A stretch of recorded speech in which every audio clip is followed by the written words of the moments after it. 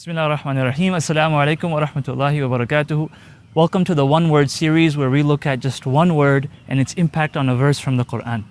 Today's word actually that I'd like to look at is from the very first verse of the Quran, from the very first surah of the Quran, Surah Al-Fatihah.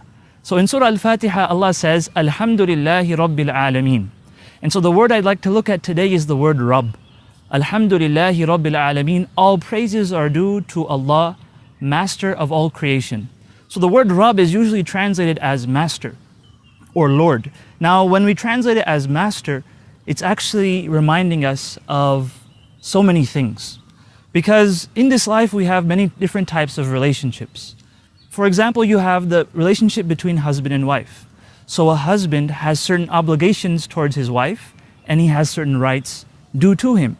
A wife also has certain obligations and certain rights. The father and son. So the father has certain rights over his son and he has certain obligations to his son. Similarly, the son also has those rights and obligations. Now when it comes to the master, the opposite of the master is the slave. And the master and slave relationship is different from all the other relationships that we have. The master has all of the rights but none of the obligations. Whereas the slave has all of the obligations but none of the rights. Now you might be thinking, well, that doesn't seem very fair.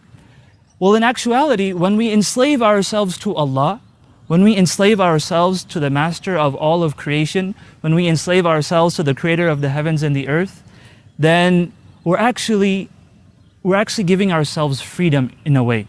Because we're not enslaving ourselves to any one human being.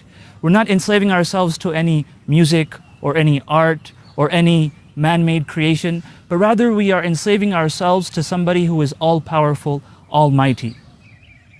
And so every time we hear the word Rabb in the Quran, then I want us to remember this relationship. And I want us to remember that we are slaves to the Master of all of creation.